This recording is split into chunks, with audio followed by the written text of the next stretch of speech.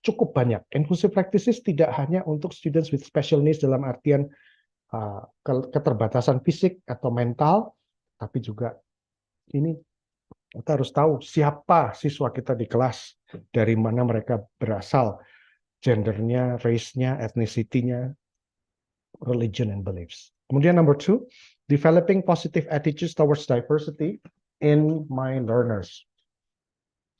Everyone needs to listen and notice, respect and accept each other for who they are in an inclusive classroom.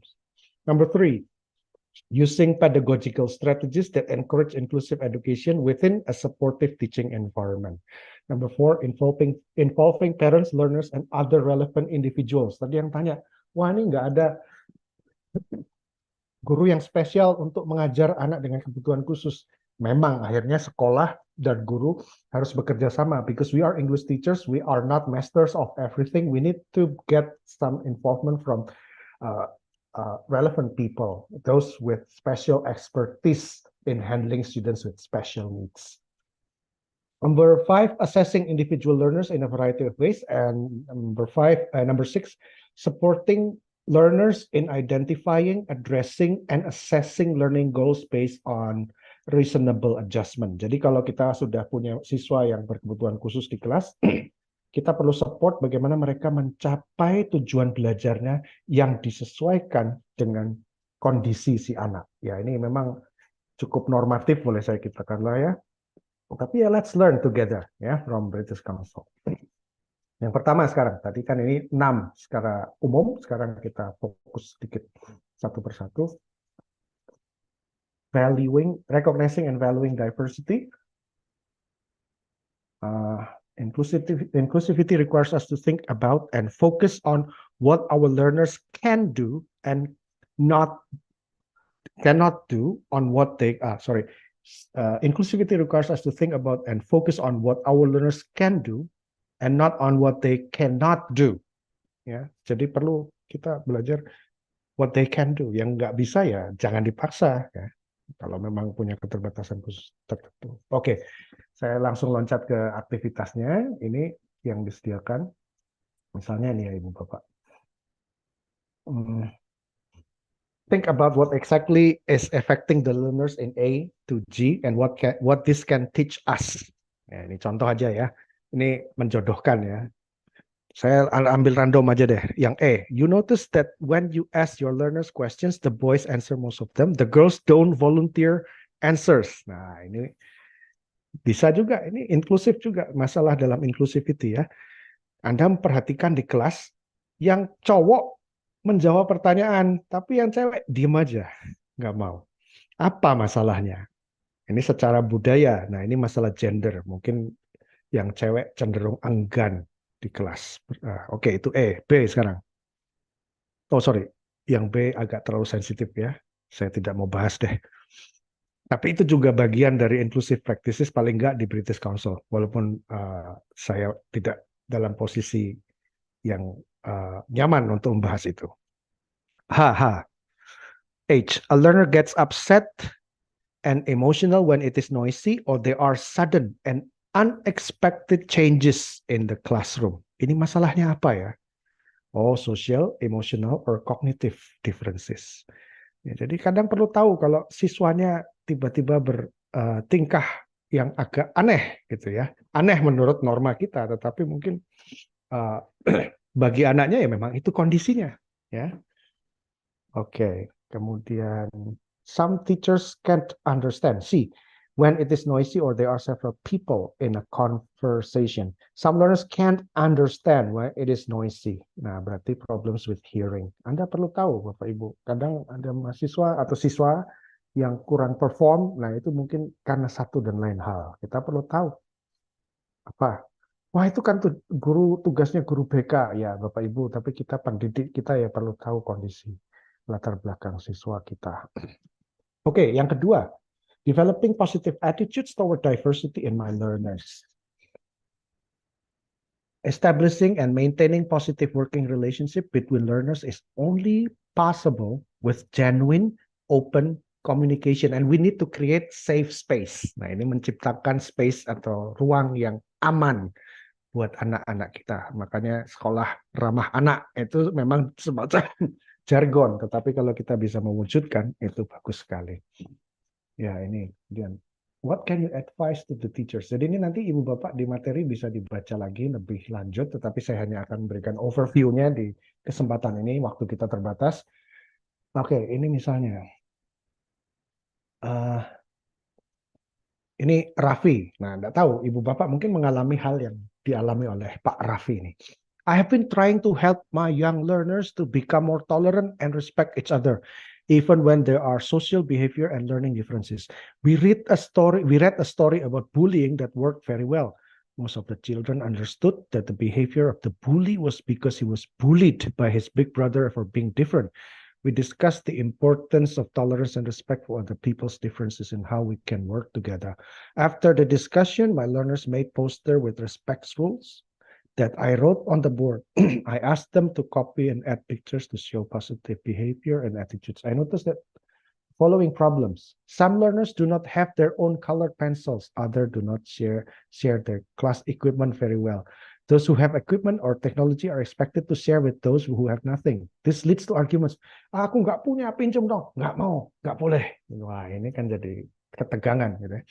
Learners can see who is good at language, writing, or drawing and choose these higher achievers or best at to do the work. The others don't say or do anything. Wah, serahkan pada yang pinter, yang lainnya diem aja. Nah, itu not inclusive because everyone should be included. But if someone is excluded because they are considered to be dumb, ya kan susah.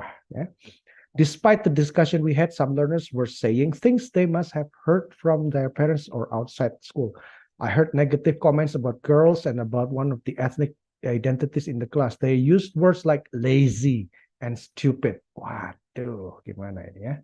Nah, ini ada nanti Bapak Ibu baca masing-masing dengan ada masalah dan ada ide-ide untuk menolong Pak Raffi ini ya. Misalnya, discuss the problems with learners and their parents. Atau kalau misalnya ini ya, yang learners tidak punya pensil atau yang lainnya punya equipment yang punya bagus sekali, ada yang sangat technologically savvy, they have sophisticated gadgets, but the rest don't. Gimana nih? Ya, Raffi could think of how to raise money for class sets of colors for learners to share, gitu ya. Ya perlu jadi apa? Menggalang dana. Wah, tapi menggalang dana ya bukan berarti ada tidak ada masalah, itu bisa saja ada masalah. Oke, kemudian Raffi could consider connecting his class with a diverse class in another country and using English to communicate using free online tools. Oke. Oh, oke. Oh, ini. Do you know any stories, films, or books that might help your learners understand the impact of disrespectful behavior? Kadang bisa juga pakai YouTube, Ibu Bapak, atau video atau film yang mengajarkan tentang gimana kita punya toleransi, respect, tenggang rasa kepada sesama. Mungkin film-film yang menginspirasi bisa juga kita setel, kita mainkan untuk bisa menginspirasi anak-anak didik kita. Gitu. Beberapa kalau dalam bahasa Inggris ini yang tersedia Creative Commons Open Online Children's Books bisa di sini, bisa Bapak Ibu explore lebih lanjut. Oke, jadi itu developing positive attitudes dulu ya yang kedua. Nah, yang ketiga, using pedagogical strategies that encourage inclusive education within a supportive learning environment. Ya, ini pedagogical strategies berarti cara-cara kita menggunakan metode apa untuk mengajar ya. Oke, all learners that inclusive teaching means, nah kita lihat di sini ya, introduction. Inclusive teaching means putting the learners at the center of the teaching or learning processes and involves teachers being good role models who encourage and show kind and helpful behavior. For example, they do not embarrass learners if they make mistakes. Ya, jadi kalau misalnya tidak bisa melakukan sesuatu, jangan discourage the students dengan kata-kata yang abusive ya. Mulai yang sangat kasar seperti blow on lah, goblok lah, itu ya tabu ya. Tapi juga jangan, bahkan yang halus pun gimana sih, kayak gini aja kok nggak bisa, itu juga discouraging ya. Jadi paling nggak menjadi contoh, karena guru itu digugulan, ditiru bahasa Jawanya. Jadi dicontoh, jadi role model. Kalau tidak menjadi role model, siswanya juga akan ikut gurunya. Itu kan yang jadi soal. Jadi kalau memang tidak bisa, terus bagaimana? Nah, ini beberapa contoh yang dalam hal pedagogis gimana ini kita. Yang misalnya, nah ini, Amina dengan Mus. Nah, ini. My young teenagers love competitions in class and team games. Nah, ini kan sering kegiatan pedagogis yang kita lakukan. Beberapa anak senang main game yang berkompetisi gitu ya. Jujur aja kalau saya tidak suka. Kalau Bapak Ibu punya siswa seperti saya disuruh main game, saya paling tidak suka. Tapi ya saya sebagai guru, saya harus tahu ada yang suka, ada yang tidak suka. Now, my young teenagers love competition in class and team games. I sometimes use quiz tools online, which look at on mobiles or pen and paper and board games like spelling races, where the winning teams get a little prize or reward. Jadi kalau yang menang dapat hadiah. But the teams get angry or upset with those who are slow with answers or not correct with language. Wah, ini yang lemah akan tergilas ini ya. Bullying akhirnya. Karena demi kompetisi menang, melihat temannya lelet, slow, membuat timnya kalah. Nah, ini kan tidak inklusif sebenarnya. Lalu apa solusinya? Ya, competitions can be fun. Kita lihat di sini. What can you advise these teachers? Competitions can be fun with younger and older learners, but there will be winners and losers. Amima uses team or group mode with online quizzes on their mobiles. This is a good way to help communication and interaction. But if learners get angry or upset with a member of the team, this causes problems. If you play team games on the board, backs to the board or Pictionary, ask for or more players to come to the board at the same time. This helps learners to save face, and because so much is going on at the same times, it is noisy but fun, and nobody is put on the spot. Jadi harus dimodifikasi, jangan sampai kita mengancam wajah ya, threaten the face of our students. Kadang kalau kompetisi, kalau bikin kalah kan jadi siswanya minder. Ya, dimodifikasi supaya nature-nya is not that competitive, but it's probably more collaborative or involve more students. So not putting someone on the spot and blame the person who is responsible for a loss to be put on the spot and being embarrassed or humiliated. Yeah. Non-competitive tasks and cooperative learning are more inclusive. Ya, oke, itu salah satu contoh. Bapak Ibu bisa lihat lagi. Keterbatasan waktu ya kita skip dulu. Nah ini contoh pedagogical. Ini masih tentang topik pedagogical yang ketiga. Ada beberapa aktivitas yang dari most inclusive, dan least inclusive. Yang paling inklusif berarti give learners a choice of tasks. Yang B juga, give learners a choice of ways to express themselves to achieve the learning outcome. For example, to review the past simple, learners could draw and write a comic, write a story, or they record a story. Nah, ini yang most inclusive. Yang least inclusive, yang seperti apa? C, groups compete against each other to win, get the most points, or say an answer first. Ini paling tidak inklusif, karena nanti akan ada yang pemenang dan pecundang. No, winners and losers, they are not inclusive. They are exclusive. Exclusive on the part of the winners, but not on the part of the losers. Oke, yang H, nominate learners by using their name and keep a record who you choose. Ini juga least inclusive ya. You need to try various strategies and ideas and see what works with your classes. But the principle again, non-competitive tasks and cooperative learning are more inclusive. Bagaimana Pak? Misalnya ya yang mungkin yang mahasiswa dengan kebutuhan khusus tertentu digabung dengan mahasiswa yang cukup pandai, dan mahasiswa yang cukup pandai diberi ya maksudnya yang mungkin tidak terlalu apa maksudnya yang satu IQ-nya sangat tinggi, yang satunya biasa-biasa aja. Itu bisa dicampur. Tapi dibekali supaya yang siswa yang sangat cerdas itu jangan membuli yang lemah. Jadi lebih daripada kompetitif ya bikin kooperatif dengan mixed groups gitu ya. Ya tentu perlu trial and error here and there. Nah itu perlu jam terbang Ibu Bapak. Kita perlu bereksperimen dengan hal-hal ini secara pedagogis. Yang keempat, apa ini ya? Yang keempat, maaf. Relevant individuals, yang keempat itu involving parents, learners, and other relevant individuals in creating an inclusive learning environment. Jadi perlu perlibatan orang tua juga saya kira ya. Perlibatan orang tua gitu ya. Oke, sudah. Nah ini ya, involving parents, learners, and other relevant individuals in creating an inclusive learning environment. Nah ini beberapa yang bisa kita belajar. Skenario-nya, ada problem. Families do not share school languages. Di sekolah, keluarganya yang datang dari Papua tidak belajar bahasa Jawa. Atau kalau di konteks Amerika, ada imigran dari Indonesia tidak berbahasa Inggris. Nah itu kan, you can think of the possible problems there. In Indonesia, families do not share school languages. In this case, learners or family or friends could translate.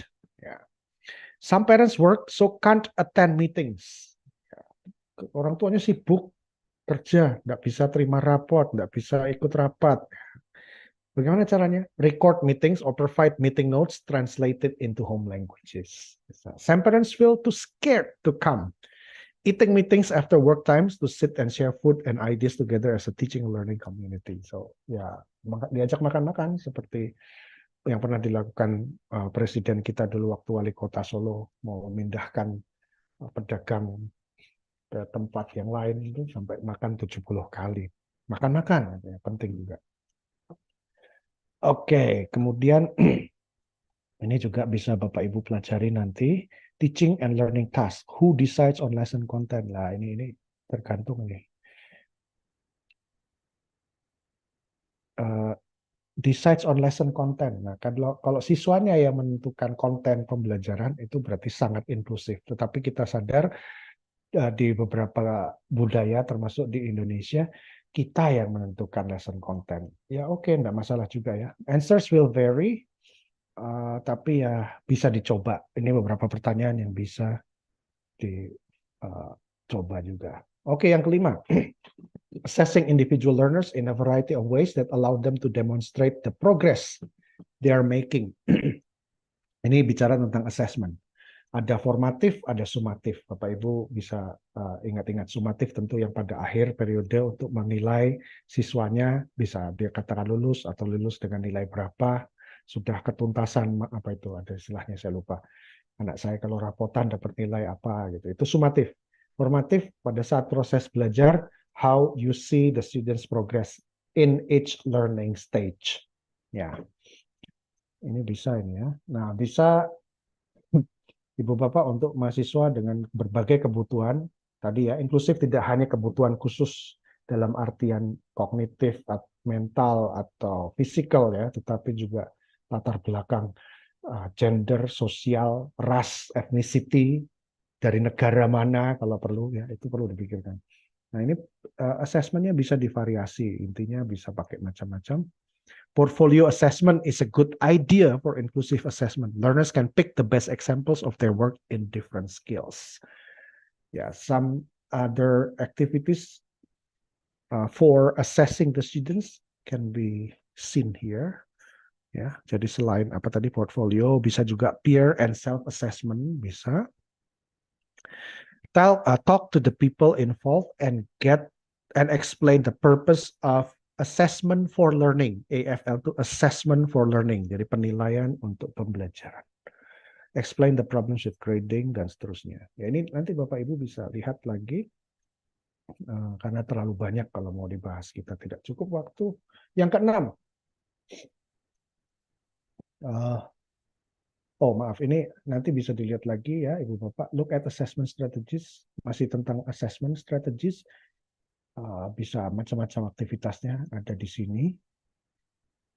Dan yang terakhir, yang keenam, bicara tentang inclusive practices, supporting my learners in identifying, addressing, and assessing learning goals based on reasonable adjustment. Yeah. A reasonable adjustment is an action or change that helps make education more inclusive. When learners identify what is important to their own learning and allow them to set goals, they often achieve more than they would by following the objectives their teachers decide on. Jadi kadang kita belum memberikan peluang, memberikan kesempatan kepada siswa, termasuk siswa dengan kebutuhan khusus, entah khususnya itu secara macam-macam tadi, dari gender tertentu, race tertentu, ethnicity tertentu, social background tertentu. Kalau mereka bisa mempunyai kemerdekaan, namanya aja merdeka belajar atau kurikulum merdeka, kemerdekaan untuk set their goals, punya apa ini, bukan capaian pembelajaran, tujuan pembelajaran ditentukan bersama dengan siswanya, mereka, oh ini yang realistis buat saya, itu mereka akan more engaged, more involved ya, harapannya untuk belajar, dan mereka punya standarnya sendiri. Saya ingin mencapai yang ini gitu ya. Nah, cuman sayangnya memang siswanya banyak di kelas, gimana caranya gitu ya. Oke. Nah, ini berarti menentukan tujuan pembelajarannya bersama dengan siswa, ya, siswa dengan kebutuhan khusus macam-macam. Ya. Learners live up to or down to a teacher's expectation. Make language learning feel more purposeful. Ask the students to aim high and dream big. Jadi jangan batasi. Gantungkanlah cita-citamu setinggi langit, kata Bung Karno kalau nggak salah ya. Aim high and dream big. Tapi kemudian kita sebagai guru sama-sama bentuk, oh yang ini realistis, nah ini menarik nih buat kamu. Ya. Nah ini bisa. Jadi ini cara-cara lebih detailnya Bapak Ibu nanti bisa lihat di sini bagaimana menolong siswa menentukan tujuannya bersama-sama. Ini individual learning plan ini. Ada nih contohnya, template-nya. About me. What helps me to learn and develop language skills. My long-term language learning aims. A short-term language learning goals. How can I achieve my goals? Review. Work done to achieve my goals. How well I achieve my goals. Progress review. Ya. Oke. Nah, ini karena sudah hampir 1 jam dan kita harus cover satu materi lagi, Ibu Bapak silahkan isi Padletnya lagi untuk pertanyaan yang ketiga di Padlet ya. And you might also, please respond to that. And if you think that you want to ask questions or raise comments later, as you complete the Padlet. Ya, silahkan Bapak Ibu.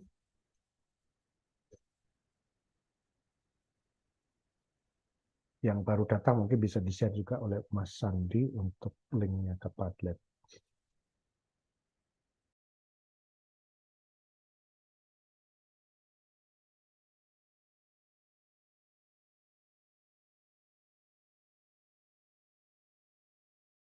Saya bisa lihat lagi Padletnya yang pertanyaannya.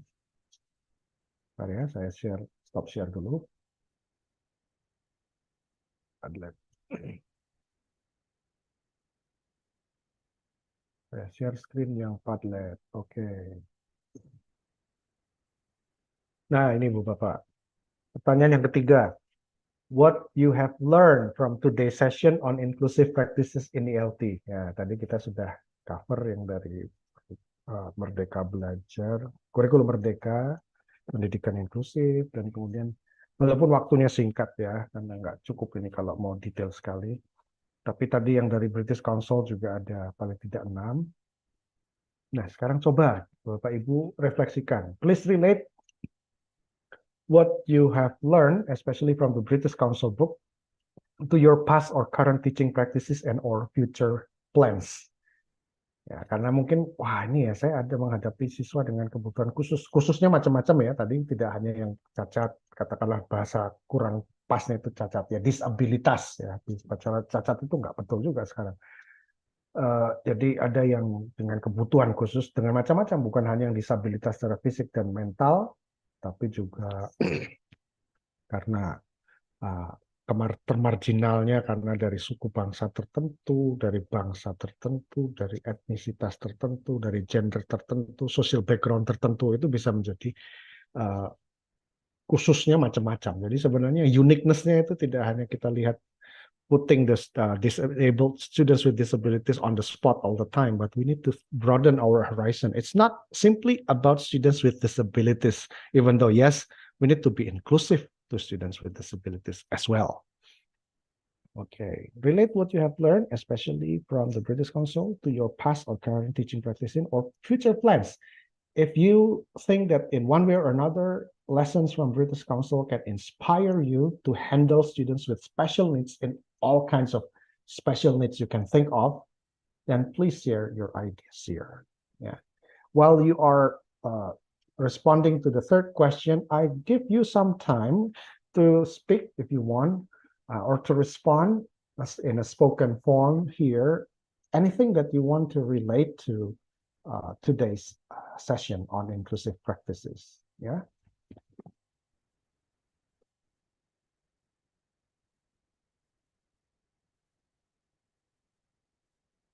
Oke. Jadi ya silahkan ya direspon. Kita masih ada waktu lah, walaupun nanti kita akan bicara climate action. But inclusive practices is important, I believe, and you might want to relate today's session on inclusive practices that we learned from British Council to your teaching and learning context in your schools. Oke, silakan Ibu Bapak, mungkin ada respon. Can I respond from Yes. the number one? Okay, sure. I'm speaking with Bu siapa ini? Suhartini? Oh, Bu Hartini. Yes, go ahead, Bu. Yes. Bu Suhartini. Yes. The question here is about what you know about inclusive practices. Yes, I want to respond. How to understand our students in inclusive is when we know that the student is not just about the mental or the physical, but it is also from their come from. We know that if our student is not come from for our culture, the example when we are from the Japanese and we use the Japanese language and Indonesian language, they would get the Japanese knowledge when they study in the Central Java. Yeah. So they would very difficult to understand what the language, because she or he come from Sundanese, the example. So Yeah. it's also include in inclusive Yes. inclusive Yes. students. Yeah. I think Yeah. no. But I have a question, Mister. Yes. I have a question. Can I? Yes, sure. Can I Yes, ask? go ahead. Yes. I'm still confused about in differences differences, what is it, in curriculum Merdeka, there is a differences practices that the student have to make in the group from the curriculum, that it is about the interest of the students. Maybe in English, if the students like interest in listening, so it divides in a group, speaking in a group, and etc. But as I for one, different is about their capability, their IQ. So usually I make a group in a class based on their capability, their IQ. So it is will make they can share their knowledge from the high level to the lowest level. So my question, how is practice in differences classes in curriculum Merdeka? Thank you, Mr. Okay, thank you, Ibu Hartini. Let me respond to the first one first regarding language. I think, yes, you're right. It's not only about cognitive ability or limitation. Inclusive education also includes different kinds of needs, like students coming from different linguistic backgrounds, some students coming from different areas, like studying in Central Java, they might have difficulties in learning Japanese, for example. And you were right. And I also have that experience when I was much younger, as a student who did not who doesn't really speak Japanese at home, but he has to speak English and sorry, has to speak Japanese at school. But I think this is one idea. You can also be more inclusive to our learners, especially when it comes to learning Japanese or English. It's a good idea that you also ask your learners from a different area to speak in their own language. We learn from them how to speak as or how to mention certain words or phrases or expressions in their language. If we make them as our language consultant and make them experts in their language, I think that's a good way to make our student feel more involved or included in the classroom. In that sense, we are more inclusive to them. The second one is hard. Yeah, when you mentioned that you group students based on their cognitive abilities, yeah, I think it's okay, especially if you want to make sure that the students with a similar cognitive abilities can perform with each other.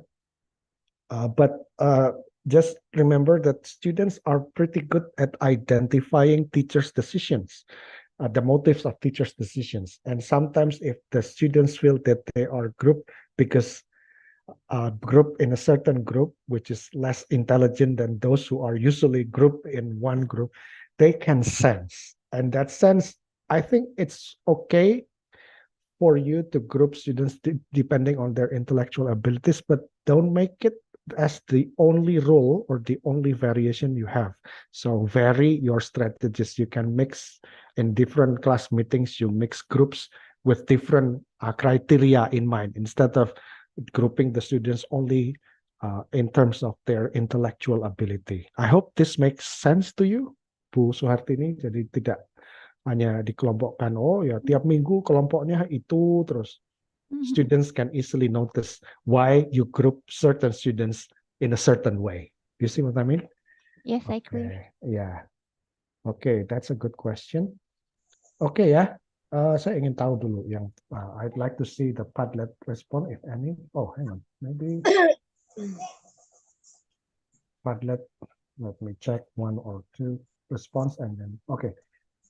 Margaret, Bu Margaret. Sometimes I still say lazy to my students who are really lazy to. Okay, yeah. I realize that I may not see lazy again because I don't know the fact of my students' family backgrounds. Okay, yeah, it's hard. I know, especially because we come from different generation from our students. I think it's very tempting, yeah, to say something like you are lazy, and maybe because we were educated that way by our former teachers, uh, things we need to unlearn, ya, things we need to unlearn. Kan kita ada yang learn, unlearn, relearn, ada yang harus di unlearn. Salah satunya ini labeling our students as lazy. I know it's not easy. I might be like an angel at school, but at home, because I'm tired, I can be tempted to say something nasty to my own kids. Now, and I feel bad for that. Yeah, so I ask for forgiveness. Son, I'm sorry for saying about that. I should not have said that. With our students, we need also to say sorry in one way or another. It's okay to say sorry. And I think we do not want to repeat. And I think we can give more encouraging words. Yeah. Okay, you are not done with that, but I hope you will accomplish your work next time. Yeah, please work harder. Yeah, please more. You need more work on grammar, or you can improve your grammar. Give more encouraging statements instead. Bu Fenty, I know inclusive practice as education which gives, okay, I want to know how to implement inclusive. Okay, giving the students a chance to design topics and materials is interesting. I'm going to apply this point. Yes, giving the students a chance to design topics and material. Yeah, and in fact, our students are very creative many times. And especially I want to make use of the difference, the generational gap. I'm getting older, but my students come from, and they always are yeah, my students are university students, but I'm getting older, but the new students are always 18 years old. You get older, but your new students always are, if you are elementary school students, 6 or 7 to 12 years old. SMP students, always between 13, 14, 15, or 16, or even 12 younger. Yeah, so we can make use of their interests as well. Yeah, giving students a chance to design topics and materials. Sometimes they can make TikTok. I'm not good at making TikTok, but you can you can make use of their creativity, engage the students with what they are really interested in. And one of the principles that I learned is that uh, give students the floor to speak out about their real life concerns, what they are really concerned about. Yeah. Sometimes we need to give the agency or the floor to our students. I used to kind of board games, but it made my students bully each other because of the different points. I think I will not use two skips. Yeah. Remember again the principles. We need to give more non-competitive games, more cooperative learning should be encouraged, because if we want to maximize the inclusive practices in the classroom, competition might be good for one way or another, but it can be a potential. It can be potentially misused, and it can end up bullying students, the other students. Yeah, so competition or competitive games should be okay, but use it wisely. So once you think that the game leads to bullying, you need to intervene, make it more cooperative, or make it less competitive. Yeah, by lessening our don't put the students on the spot and make them embarrassed because they lose, or they are responsible for a loss in a team or something like that. Okay, so thank you for the first session here. Thank you for your engagement and especially your responses. Should you happen to teach students with disabilities or students with special needs, do let me know. I can be reached at my email, joseph.mambu@uksw.edu. I'm currently working with my master students who is working on identifying students with special needs as well. So if you happen to know if you happen to teach students with disabilities and you would like to share your experience, please let me know. Yeah. How? I don't know. Maybe I can reach out to you by your email address or anything. Yeah. So you can reach out to me as well. As I said that well, even though I have had two students working on their undergrad scriptsy focusing on ADHD and autism spectrum disorder, but I have never dealt with such students myself. Maybe Bapak Ibu Guru here might have experiences of teaching students with disabilities as well, and you want to share your ideas or your experiences, your struggles. Let's solve those things together. And I would be very happy to be engaged in this, even though I cannot claim that I am a master of everything. I am interested in this because I am focusing my scholarly work in critical pedagogy. Yeah, that's why I choose inclusive practices in ELT as one of my topic here today. Okay, let's have a 1 minute or 2 minutes break before we move on to the next topic on climate action. Ya, oke. Terima kasih Bapak Ibu. Saya mungkin mau jeda sebentar ya sebelum kita persiapan yang kedua. Okay, 1 minute, but I will not stop the video. I just mute my audio for a while.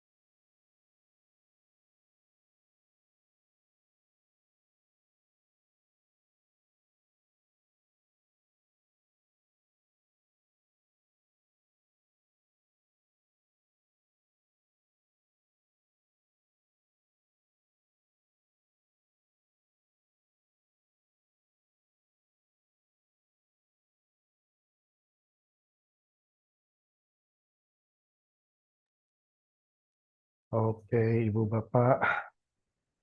Let's move on to the next sub-session of today's discussion.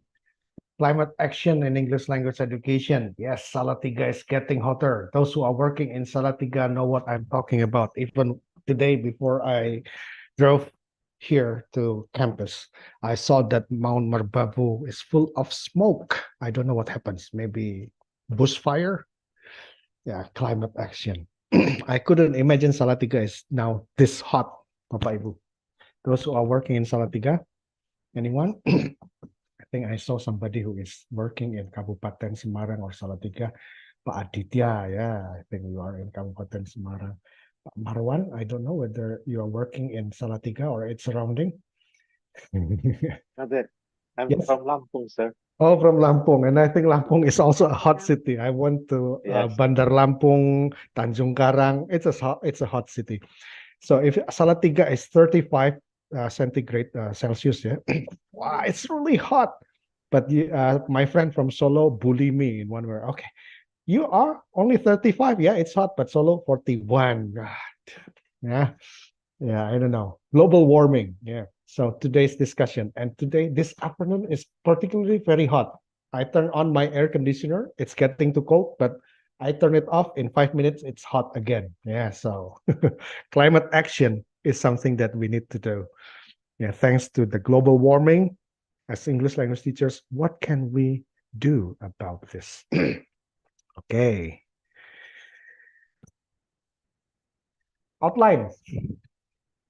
Regarding the topic on climate action, okay, let's review what Profil Pelajar Pancasila and Kurikulum Merdeka has to say about climate action. And I happened to find an article published by Kompas daily newspaper recently. And let's learn from British Council's climate action in language education. And even though we have MOOC, I think you can Google MOOC, climate action in language education. There will be an online, I think, webinar conducted by the British Council about this. And you even can get certificate for that. And I think it's upcoming, maybe at the beginning of November. You can just Google it. But what I will discuss today in this session is climate action in language education based on the work of Barber and Associates, 2022. Yeah, the book will also made available on Google Drive. Today's materials will also be uploaded on Google Drive. Okay, I have covered this in the previous session, Profil Pelajar Pancasila, but I just want to highlight this, ya. Mempelajari tema-tema atau isu penting like perubahan iklim. Yeah, so climate action is under the radar also by the Indonesian government. Yeah, and how does perubahan iklim have anything to do with Kurikulum Merdeka or especially Pelajar Pancasila? How does climate action have anything to do with Kurikulum Merdeka? At least from my perspective, Pelajar Pancasila harus beriman, bertakwa kepada Tuhan Yang Maha Esa dan berakhlak mulia. Ya, ini bahasanya cukup normatif, tapi ya ini idealisme kita. And there is one thing there, akhlak beragama, akhlak pribadi, akhlak kepada manusia, akhlak kepada alam. Ya.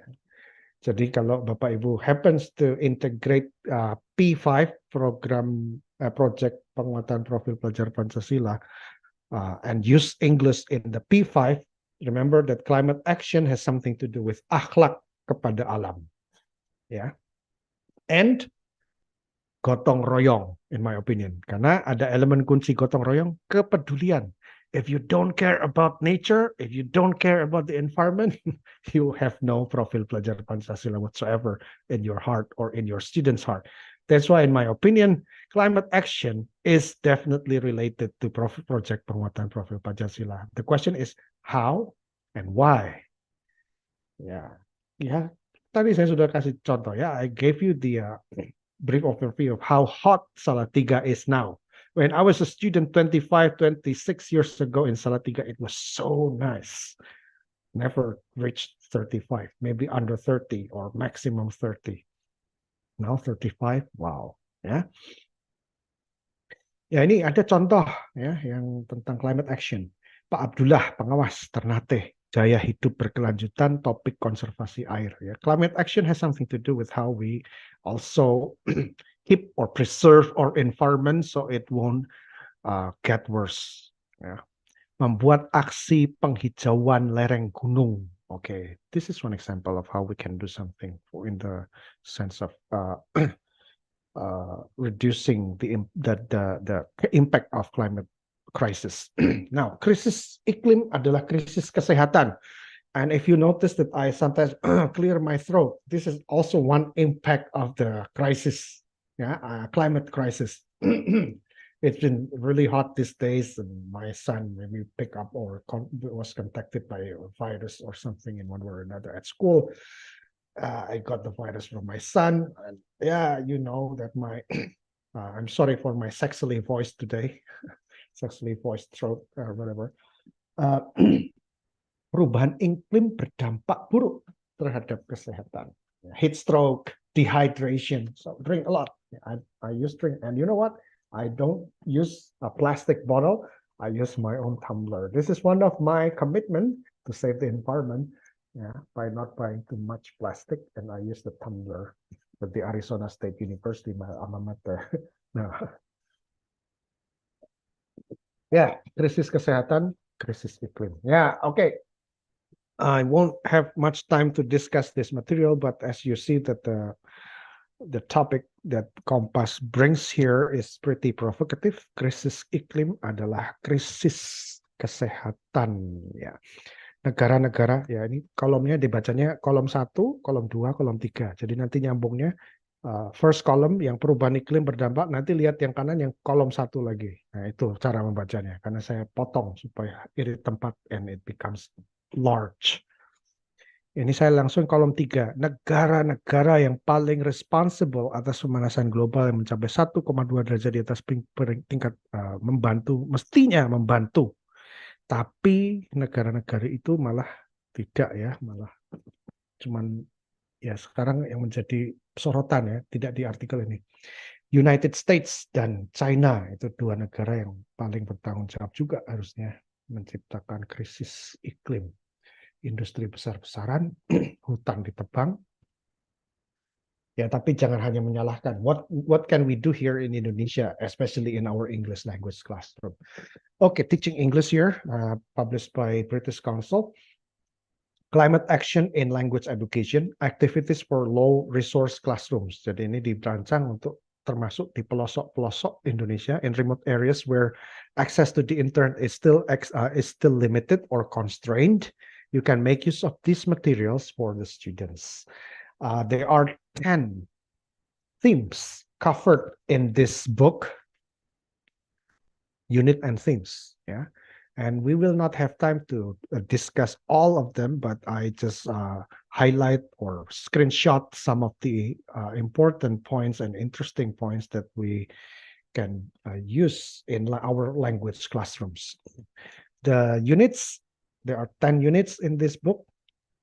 The 5 R's, 5 R's, taking action to reduce, reuse, recycle, repair, and refuse. 5 R's to live sustainably.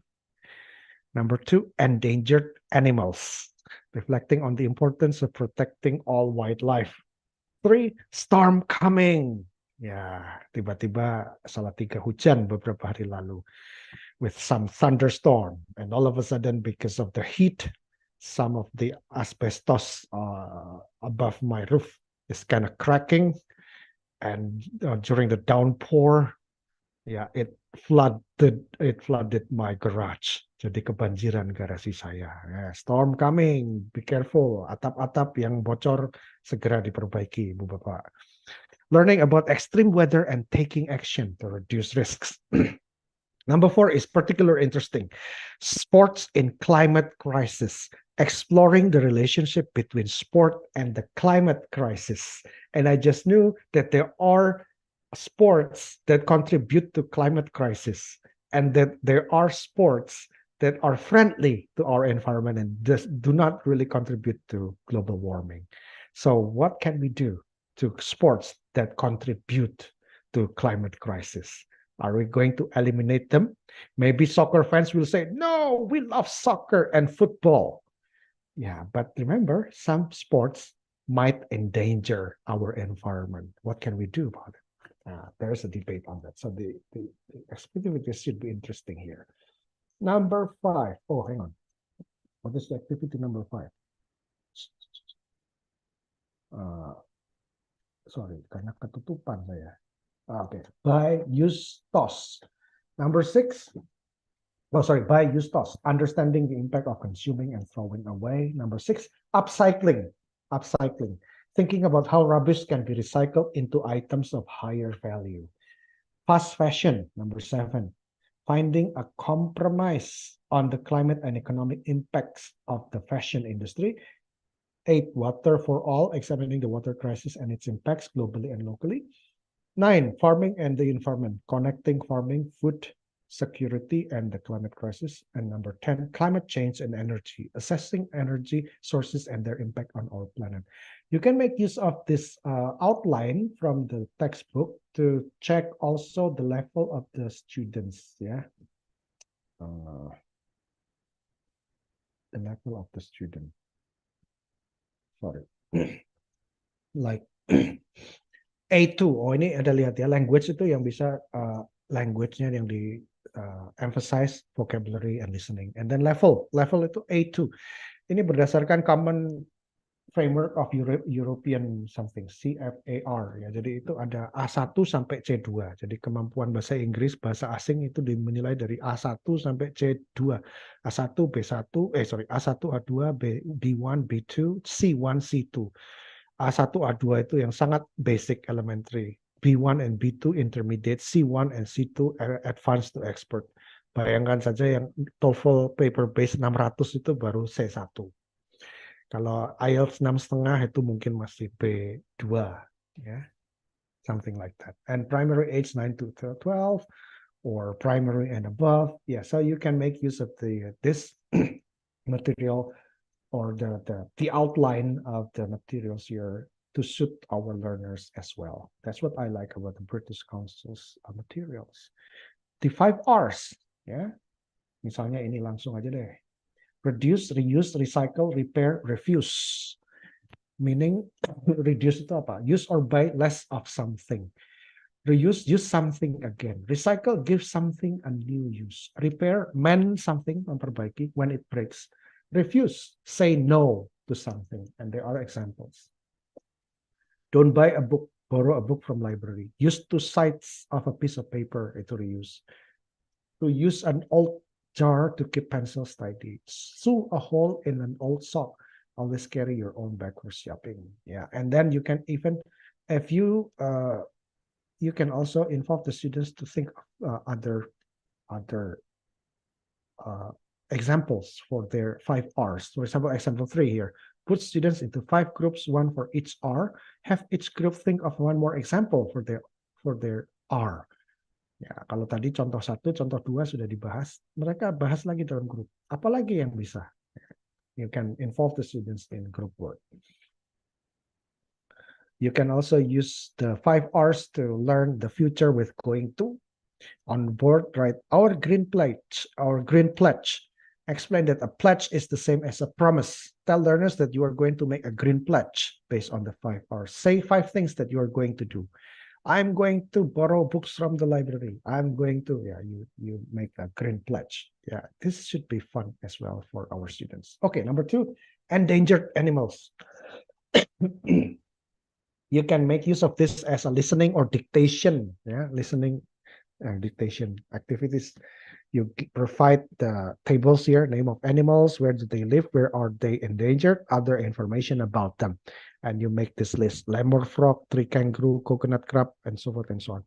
And you read the text for the students once or twice and let the students fill in the table here. This is quite fun. Yeah. And you can also make use of activity 2 here, extreme weather. Yeah, today, now we proceed to topic number 3. Storm coming. Activity 2, extreme weather quiz.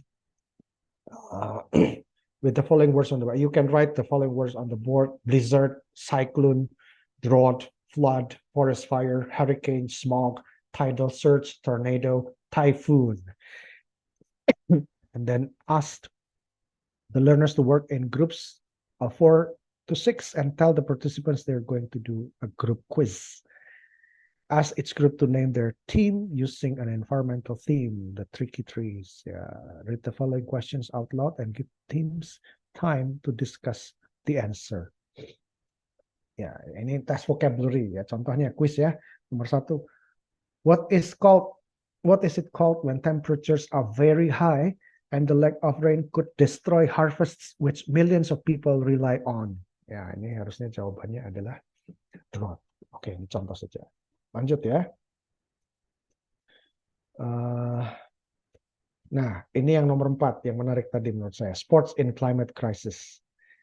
Ini. Read the following headlines twice each. After reading each one, give the groups time to choose the column. Read it again slowly so they can write it down. Sports affects climate. Olahraga yang mempengaruhi iklim. Atau climate affects sport. Iklim yang mempengaruhi olahraga. Nah, ini contoh. Extra flights for fans to attend World Cup. Nah, ini apa? Sports affects climate. Kok bisa? Dengan makin banyaknya penerbangan untuk para bobotoh atau para bonek to attend World Cup. Nah, ini kan apa? Emisi buang, carbon emission with the flights increase because more flights for fans to the World Cup. Jadi ini sports yang mempengaruhi iklim. Wah, nggak bisa olahraga. Sepak bola harus tetap ada selama-lamanya. Oke, fine. Tapi kita harus belajar juga. Salah satu yang berkontribusi terhadap iklim kan sepak bola nih, gitu kan. Forest cut down to build golf course. Nah, ini yang olahraganya orang-orang super kaya juga merusak lingkungan. Indoor ski hill opens in tropical resort town. Olympic carbon footprint is growing. Yeah. Climate affects sport. Cyclone destroys volleyballs courts. Ice climbers stopped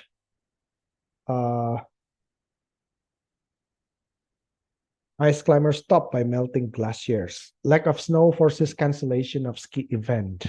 Yeah. Runner suffers heat stroke during race. Sea rises flood dan seterusnya. Jadi ini bisa menjodohkan atau mengelompokkan. Kira-kira masuk yang mana ya? You read number 1 to number 10 and you ask the students to group the answers based on the columns provided there. Sports, climate change in sports event, a problem 3. Ya, ini contoh problem 3, possible solution. Sports events are damaging the environment and contributing to global warming or global heating. Causes, example, athletes, coaches, and spectators fly from far away for big sports events. Solutions, less frequent international events. Wah, sell tickets to local fans only. Or sell tickets to local fans only. Nah, ini bisa menciptakan debat yang menarik ini ya. Oke, bisa dibaca sendiri Bu Bapak. And then number 5, by Eustace, the life story of a plastic bottle. Ini mengurutkan ya. Jadi ini, write the following words and phrases on the board. A big lorry, a bin in the supermarket, car park, a factory, and then number 1. Jadi clue-nya a factory, ceritanya bermula dari pabrik. Nanti berakhirnya mana? Nah, ini. Nah, nanti nomornya ini kan, a factory, jawabannya ini. Yang kedua, a big lorry, ini kolom sebelah kanan. Number 3, a large warehouse. Number 4, a supermarket, dan seterusnya. Setelah, after the students listen to this, read the text out loud. The first thing I remember is coming out of a very hot machine in a factory. Nah, sampai akhirnya, I floated in the water. Paling terakhir, I floated in the water all the way to the sea. Cerita of a plastic bottle. Ya, oke, ini menarik juga. Number 6, upcycling. Upcycling. What is upcycling? Making something which is less useful more useful. Yeah. Yeah, okay. Dictate the following sentences and ask learners to write down in their notebooks. Discarded materials are ones which have no value. Betul atau salah? Nah, true and false, jadi dictate true and false. Discarded materials are ones which have no value. The answer should be false. But before you mention the answers and the reasons, you ask the students to provide their answers, possible answers, and they give arguments. They give reasons for the answers. Why is it true? Why something is false? And things like that. Yeah. False. It can have a lot of value. For example, bags and wallets from unused fabrics. Upcycling is when we transform a product into one which is less valuable. False. This is the definition of downcycling. Downcycling is good for the environment. True. But upcycling is even better. Yeah. And so forth and so on. Okay. This is number 6. Number 7. We have 10. We will cover all briefly. The problem with fast fashion. Fast fashion itu apa sih? Fast fashion, clothes that are made and sold cheaply so that people can buy new clothes often. Yeah. Benefits for the community, problems for the community. Ya, ini bisa jadi pelajaran debat. Makanya levelnya jangan yang A1. Ya, A1 is a bit too low. A2 and above. Because these are pros, there are pros and cons. Pro kontra. Ya. Benefits for the community, problems for the community.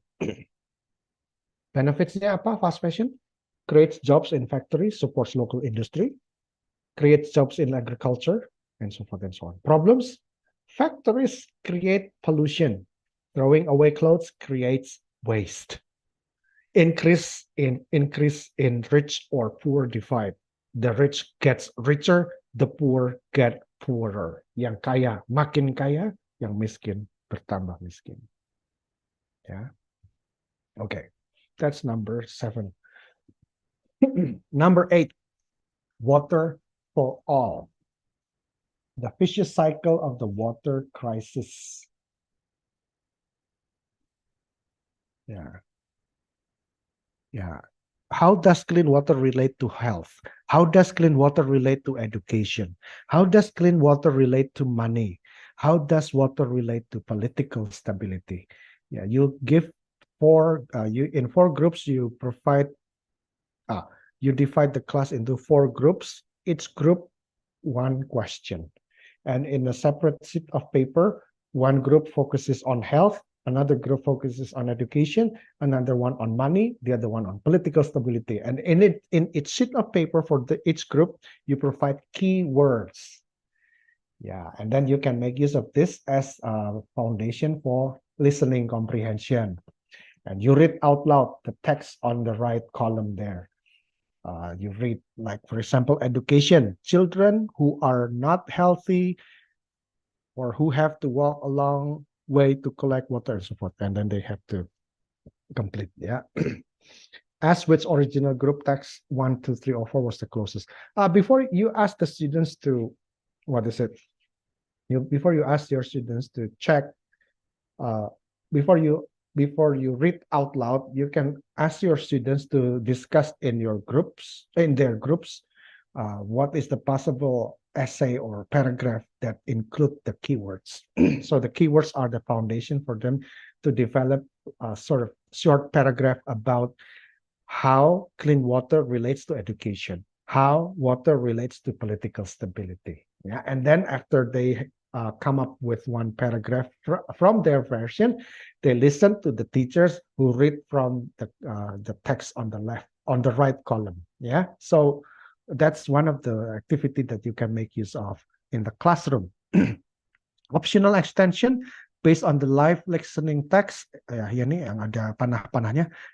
You can have a look at the arrow.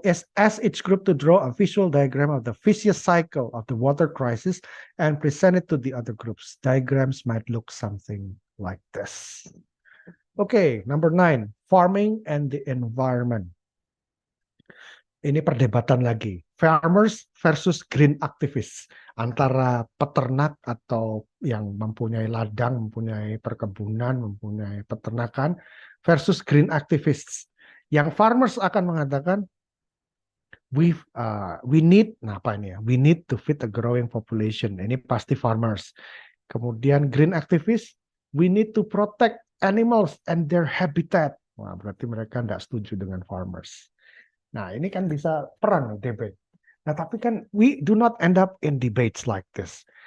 Debate is the starting point. But at the end of the day, we need to also have solutions because we cannot live in this world if we are very much polarized, one side and the other, without any compromise to solve the problem. Even though you know that there are debates in our world, including the debates within farmers and green activists, at the end of the day, we need to have a compromise and a solution to the problem. That's why we can also ask the students to think about compromises and possible solutions. For example, increase productivity of existing land by using modern methods and technology while avoiding deforestation. Nah, itu jadi antara farmers dan green activists bisa juga mereka get along with each other if they know how to compromise here and there. Gradually reduce the use of current fertilizers and pesticides and replace these with eco-friendly alternatives and natural methods while maintaining productivity. Okay, so it's okay to use this kind of debate. Farmers will say we need this, and sometimes they contradict to the voices of the green activists. On the other hand, green activists says we need to do this, but the farmers don't agree with the green activists. Oh no, you only talk about ideal things, but we need to fit our population. With your ideas, how can you fit the entire population if you think about green all the time? Yeah, so there should be compromise here and there. Yeah, you see, engaging your students to issues like this should be fun, and it is important. Even though we are English language teachers, it doesn't mean that we do not pay attention to what happens around us. So today's lesson on inclusive practices and today in climate action, we want to broaden our horizon. Even though we are English language teachers, but we are also human beings living with other human beings, and we have pressing concerns and needs. We have problems with bullying at school. We have problems with climate crisis in our environment. As English language teachers, what can we do? This is something we can do in the classroom by initiating a conversation or even engaging students in a debate. Climate change and energy. Yeah, okay. Energy sources, fossil fuels, non-fossil fuels. Mind mapping like this is a great example of lessons. Yeah, this is a kind of mind mapping. Fossil fuels, renewable sources, and nuclear. You can discuss the advantages and disadvantages. Okay, so I'm just giving you an overview of the climate action based on the textbook provided by the British Council, and I like to relate that to also Merdeka Belajar, curriculum Merdeka, that also gives more attention to climate action as well. So both curriculum Merdeka and British Council can go hand in hand to solve our pressing concerns of today's life. I mentioned at the beginning of the second session, Salatiga is getting hotter. And it's not only Salatiga. Many cities across Indonesia, in the Indonesian archipelago, has been swept by heat wave in one way or another. We've got to do something. We need to engage our students. But then, at the end of our meeting today, please reflect on this. Have you ever integrated the issue of climate action in your lesson plans or classroom activities? If yes, please describe briefly how you integrated the issue of climate action in your lesson plans or classroom activities. If no, please discuss how today's session can help you design lesson plans, classroom activities, or project penguatan profil pelajar Pancasila that address climate action in language education. And you can give the responses in written form as well, in a Google form. Please, Mas Sandi, provide copy and paste the Google form link, website link to the Google form on chat box. And also, if you happen to be ready with your mobile phone and you can just use the QR code, you can scan it and fill in the Google form. And I look forward to reading your responses as well. I give you some time to write down your responses on the Google form, but if you want to raise questions or concerns or comments or anything related to climate action, please do so as the rest of you or you are also working on the working on responding to the prompts here on the Google form. Okay, for the time being, let me stop for a while. But if you want to ask questions or concerns or give comments or feedback or anything related to climate action and language education, I would not hesitate to talk with you and address you here as you work on the Google form. Okay, let me stop for a while.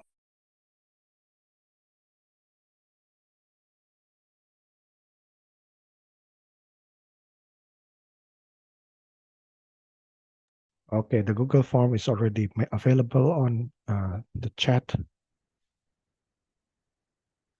Basically, the questions are this.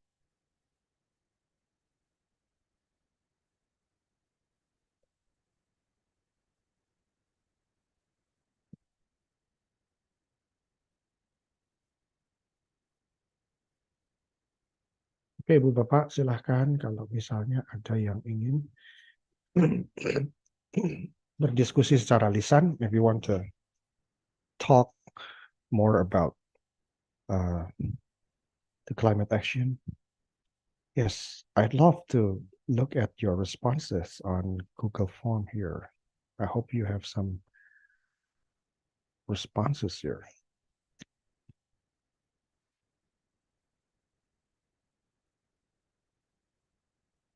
Okay.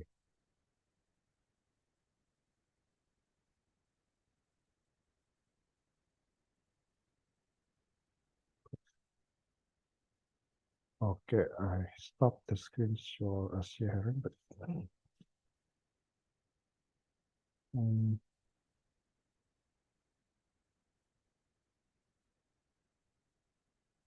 yes, anyone, Ibu Bapak, if you think that you want to provide brief comments on climate action, whether what British Council provides in the textbook.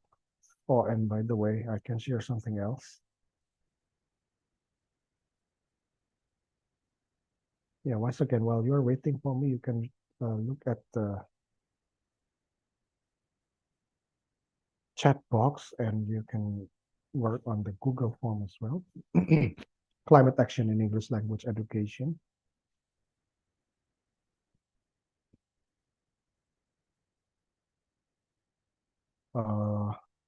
Just a brief information. This is climate action.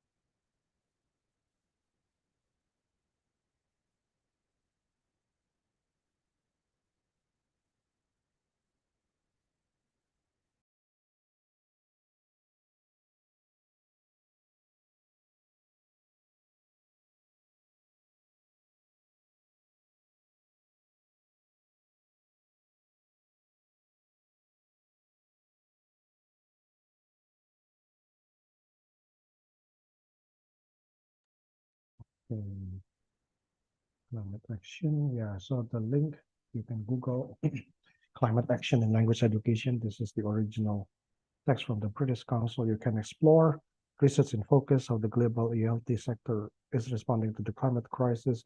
Climate action in language education online course. Yeah, if you are interested in joining, then you can discuss. You can also get involved. Yeah, find out about our free online course, Climate Action in Language Education. The course is available from 7th November 2023. The course closes on 4th December 2023. You might be interested in this. How much does the course cost? It's free. Can I get a certificate? Yes. A minimum CEF or B1. Okay. That's just some additional information about this. Oke, Ibu Bapak.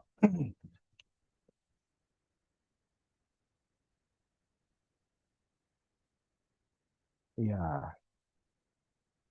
Mas Andita, is there any responses on Google Form yet? Can we check that? Let me check them. There are 2 responses, I think. Oh, okay. Yeah.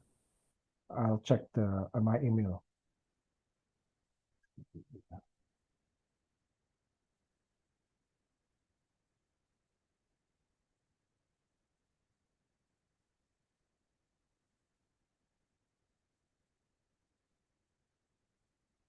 Laptop ini. Or Ibu Bapak, if you want to give comments briefly also in our spoken form, please do so. I know it's not, it's probably not a common topic, but I think even big institution like British Council has invested their time and energy to work on developing learning modules on climate crisis, climate action. It's not simply about British Council. I think many parties, many institutions have also been involved in promoting climate action as well. Yeah, thank you, Bu Sonia. Climate action response ada 6 so far. Ya, bisa saya lihat. Terima kasih pada yang sudah menjawab dan memberikan namanya. Have you ever integrated? No, I have never done. Yes, I did. Okay. If yes, please describe. Saya baca ya. I asked them to make a social drama based on their experiences about climate change and make it into a news item and made a role as a mock or fake news anchor reporting about climate change. Wow, that's interesting. We discuss climate with our students first, then we relate to the lesson. Good, good, good. If no, please discuss how today's session can help. Okay, this topic helps me to aware that climate action should appear in our lesson plan and students' activities. The most important thing is to enhance students speak and contribute in the actions. Good, good. Today's session has issues related to our environment and currently happen or experienced by all citizens. They can bring experiential learning to our students. Experience is the best teacher. Based on experience, students can learn and encourage them to do action for the environment. Okay, great, great, great. There are 7 responses so far. Great, great. Thank you, Bapak Ibu. Yeah. Thank you for your engagement in this. And give ideas, provide ideas. Tadi yang menarik buat saya, ini siapa ya? Saya tidak tahu, tapi jawabannya make a socio-drama based on their experiences about climate change. If you can say something more about the socio-drama, please do so, Ibu or Bapak. I don't know who writes this. That's from me, Professor. Okay, good, good. My name Can is you share- Lilia from Jakarta. Oh, great, Miss Lily. Can you share more about the socio-drama that you talked about here? Yeah, of course, first of all, I would like to, I did some discussion first with them about the climate change, and then whether they are, what they know, the effect of the climate change into their daily experiences. And then after all, I asked them to make a drama about it, like a role play, something like that. And then they create stories on that. Some of them are making like having a heat stroke. Some of them are making like having a earthquake and something like that. Everything are related to their own experience. And then afterwards, they're making a role play. Some of them are being the victims of the climate changes, and then some of them are being a journalist, because at that time the topic are news items. They are 12th graders. They're making news items, and then some of them are making the journalists. Some of them are the reporters, and some of them are the victims of the disaster or something like that. So, Wow, that's awesome. Yeah, this is an inspirational pedagogical practice shared by Bu Lily, yeah, from Jakarta. You are teaching at a school or at yeah, it's a high school. a high school? What high school? If you I can, if we all can know. It's Buah Hati AM Fatwa. Okay, great, great. Yeah, thank you. Is there anyone who wants to share again? And probably we still have like 5 minutes and then we end our meeting today. Let me check. So far, there are 7 responses.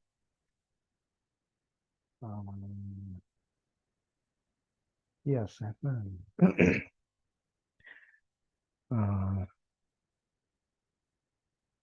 Something which is also interesting. Today's session, okay.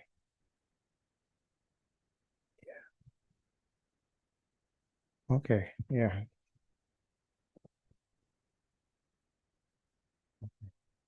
If no, yeah, that's okay too. Okay, anything else, Bapak Ibu, that you want to share with us here today?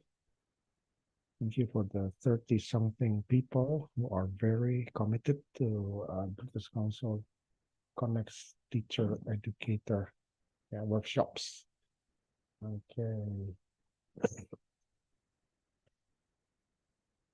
Anything that you learned from the British Council module that we discussed today?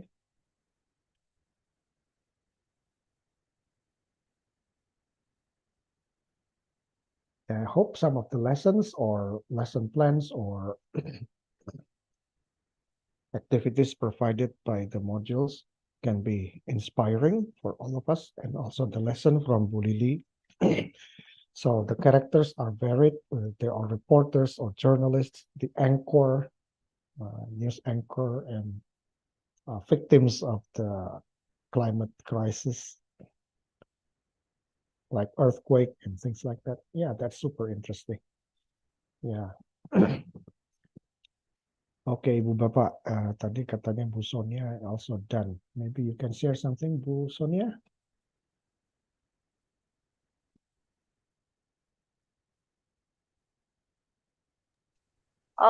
Nothing new because I am yet to practice climate mm, uh, change in action in my classroom, but I am here to learn and grow up with lots of insights how to integrate climate change and climate action in the classroom, especially in English language teaching classroom. So I will try to incorporate in my lesson, and hopefully I will let you know how it worked or not, and how my Okay. students were inspired. Okay, thank you very much. Okay, thank you, Sonia. Okay, so we're about to finish our 2 sessions today, but I think I am reminded of one of the poems that inspired me, at least in the past 2 or 3 years, because I am working on research projects related to sustainable development goals, and actually climate action is one of the goals in sustainable development goals. And British Council is also inspiring too when it comes to integrating global issues in English language education. And I think that let us read the final statement here, but I'm quoting this from Alan Malley and Nick Pitchey. I'll just share with you the slide, and you can just Google it actually. Sustainable Development Goals, integrating global issues in the creative English language classroom with reference to the United Nations Sustainable Development Goals. I know it's not about climate action only, but climate there is number 13. So if we talk about climate action, we need to think more globally and broadly by including climate action here.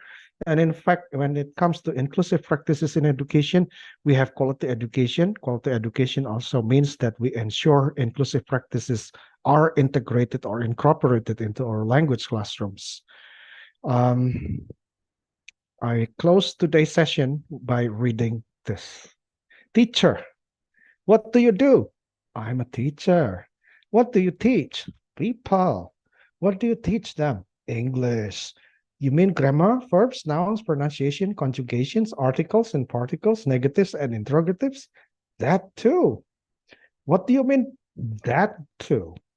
Well, I'll also try to teach them how to think and feel, show them inspiration, aspiration, cooperation, participation, consolation, innovation, help them think about globalization, exploitation, confrontation, incarceration, discrimination, degradation, subjugation, how inequality brings poverty, how intolerance brings violence, how need is denied by greed, how isms become prisons, how thinking and feeling can bring about healing. Well, I don't know about that. Maybe you should stick to language. Forget about anguish. You can't change the world. But if I did that, I'd be a cheater, not a teacher.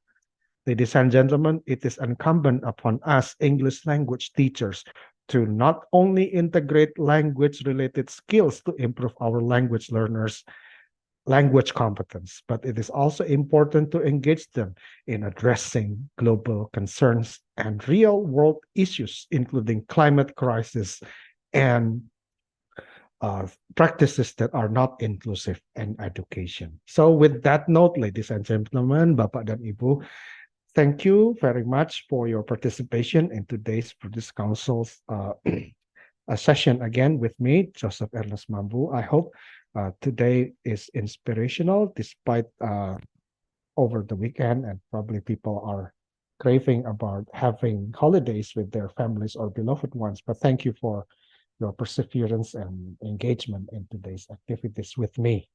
Okay, should you have more concerns or questions, I would be happy to address questions or concerns.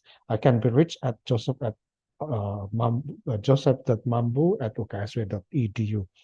joseph.mambu@uksw.edu. Yeah, that's my professional email address. Okay, Bapak Ibu, thank you very much for today once again, and I hope to see you in another event with other topics as well. Have a good one, and God bless you all. If I may say something. Yes. So, Bapak Ibu, thank you for your dedication. Again, we're really happy to be able to engage with you, collaborate with you. Just a reminder, we still have one more meeting next month, November. And the focus will be on module ajar, yeah, lesson plan, because we plan to publish your module ajar as a book. So shortly after this, probably next week, we're going to send via email and WhatsApp the format of the module ajar. If you're interested in your work to be published, of course, it will be curated. Pak Jos will be one of them who is going to curate the lesson plan. And if your lesson plan is really good and publishable, and if you would love to spread more awareness or spread more knowledge and spread your experience with other teachers in Indonesia in a book, publishable, please consider revising your module ajar if you already have, including all the materials that we have already gotten in this workshop. And then next month, we're going to focus on those module ajar, and we will give you deadline, of course. And hopefully, if your module ajar is really good, we're going to publish the best 20. Yeah, the best 20 module ajar will be published. So thank you again, once again, and I'll see you next month. That's the final one. Yay! Yay! Okay, I think that's about all. Sandy, if you want to add something? No, Bu. No, Sandy is already tired because he's the administrator for 6 months already. Thank you, Sandy. Thank you, Sandy, and thank you, Ilona, as well, because we have 2 dedicated administrators. Okay, Bapak Ibu, have a good weekend, or have a productive weekend if you have lots of work, which I believe Pak Jos has and I have as well. Yes. Yesnya menyedih gitu ya, yesnya menyedih gitu ya. Soalnya kalau for Pak Jos and I, we only have 2 days, not Monday, Tuesday, Wednesday, 7 days. We have only 2 days, days with work and days with less work. So probably this weekend will be a day with less work. Okay. Yeah. All right. Thank you, Bapak Ibu. You may leave the room and have a good weekend. Thank you. Have a great weekend, everyone. Thank you, Ibu Neni. Thank you, Professor. Thank you, Punani. Thank you, Professor. Thank you. Have a good one, everyone.